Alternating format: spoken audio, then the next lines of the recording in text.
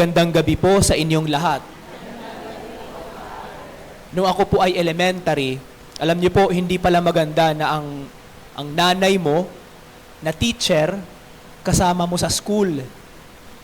Nung ako po ay elementary, ang nanay ko grade 1 teacher, ako naman nag-grade 3, grade 4, grade 5. So hindi ako pwedeng ma-under niya ng grade 1 kasi automatic first honor ako. So grade 2, grade 3, grade 4 sa ibang teacher doon na ako sa aming school. Anyway, tuwing tag-ulan, rainy season sa amin sa probinsya sa Samar, lagi akong naiinggit sa aking mga classmates.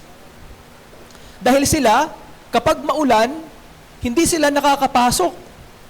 Pero ako, dahil teacher ko nanay, kasama ako sa school, lagi kaming pumapasok kahit bumabagyo pa yan.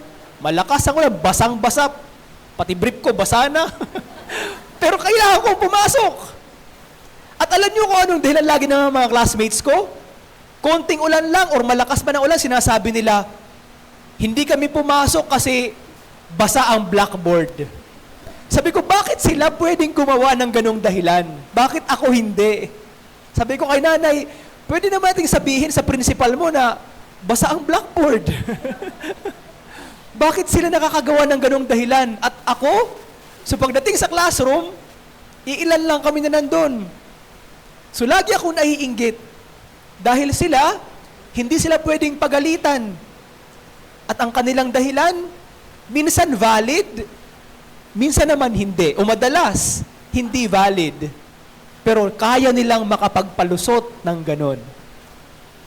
Sa Ebanghelyong binasa, marahil siguro kung pinakinggan natin ng mabuti muna, sa unang pakikinig natin, sasabihin natin, napakawalang puso ni Jesus. Napakawalang puso ni Jesus. Yung tao, nung sinabihan niya, sumunod ka sa akin, ang dahilan ng tao, Panginoon, hayaan po muna ako ninyong maglibing sa aking Ama. Sino nga ba ang aayaw na makipaglibing ka? Magluksa at ilibing mo ang iyong mahal sa buhay.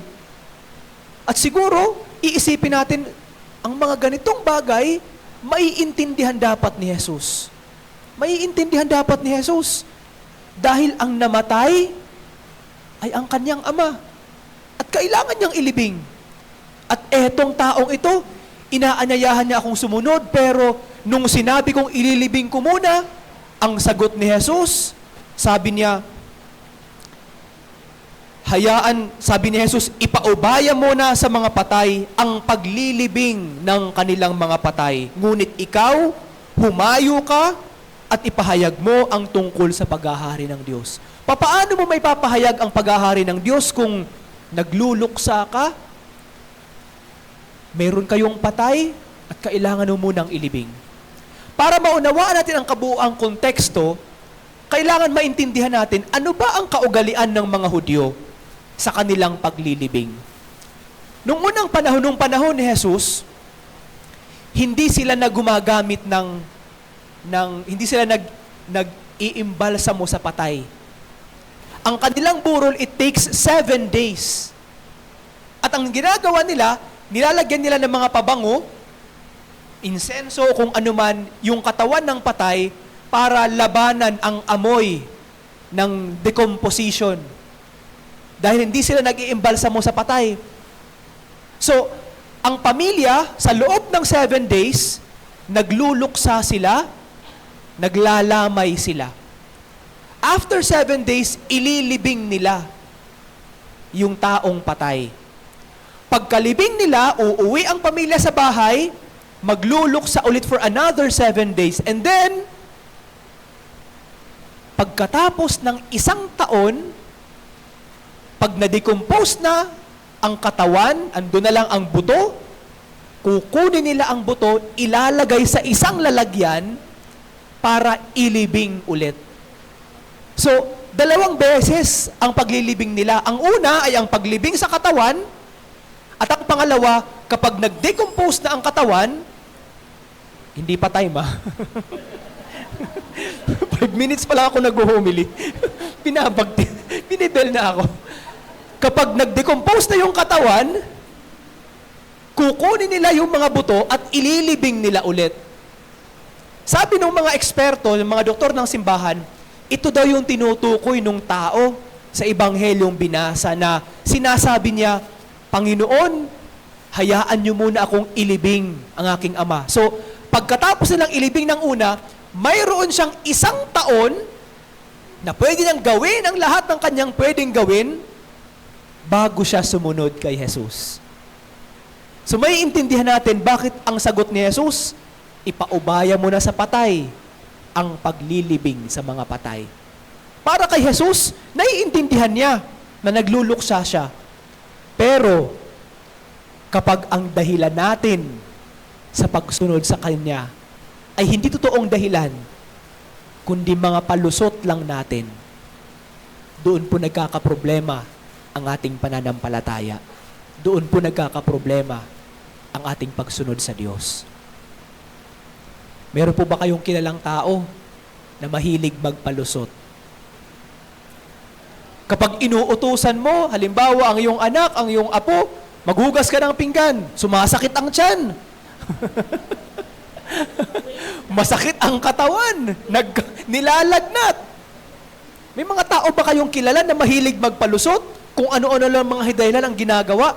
Ano ang feeling natin? Ano nararamdaman mo? Di ba? Nakakainis. Minsan, nagagalit tayo. Pag maliliit nating mga apo, kung ano na lang kaya nating gawin sa kanila, dahil alam natin na gumagawa lang sila ng dahilan at ng palusot para hindi mautusan, para hindi makagawa sa mga gawaing bahay. Ang pagsunod sa Diyos, hindi pwede na gumagamit tayo ng mga palusot. Sa pagsisilbi natin sa Diyos, hindi pwede na kung ano-anong mga dahilan ang gagawin natin. Kaya nga sinabi ni Jesus, sa isang tao na nag-aararo, hindi pwede na lingon ka ng lingon sa kung ano ang pinagdaanan mo na. Dahil hindi ka makakapunta sa patutunguhan mo. At ito rin po siguro ang magandang paalala sa atin. Sa ating paggawa sa mga gawain natin sa ating pananampalataya, may mga dahilan o may mga pagkakataon na minsan sinasabi natin, valid ang dahilan ko sa Diyos. Hindi muna ako magsisimba ngayon kasi feeling ko, lalagnatin ako. Ayaw ko munang gawin ang aking gawain sa pagkanta o sa pagbabasa dahil may trabaho ako. Valid ang aking dahilan. Siguro kung isang beses lang ako hindi magsimba, maiintindihan ng Diyos. Di ba minsan ganun ang ginagawa natin? Ngayong linggo lang naman ako hindi magsimba, maiintindihan ng Diyos ito. Mga kapatid, ang ebanghelyo ngayon, nagpapaalala sa atin. May mga pagkakataon na ang ating dahilan ay valid, hindi lamang sa harapan ng Diyos, sa harapan ng kanyang simbahan, sa harapan ng tao.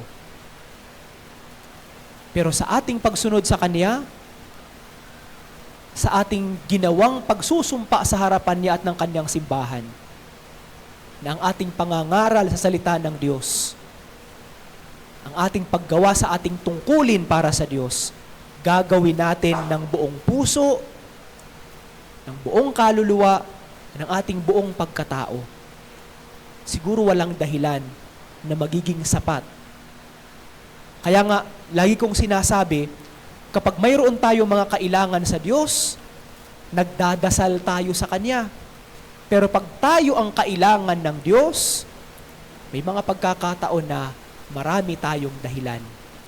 Nagtataka tayo, bakit hindi ibinibigay agad ng Diyos ang ating pangangailangan? Minamadali natin ang Diyos. Pero pag ang Diyos ang nangangailangan sa atin, may mga pagkakataon na hindi tayo nagmamadali. Ano yung mga usual na mga dahilan na ginagawa natin para sa Diyos? Siguro isang magandang paalala sa atin na sa bawat dahilan na ating ginagawa upang hindi magawa ang ating gawain at obligasyon sa Kanya, alam ng Diyos ang laman ng ating puso. Pero ang ating pinagsasabihan ng ating dahilan, hindi ang Diyos. kundi ang ating sarili lamang.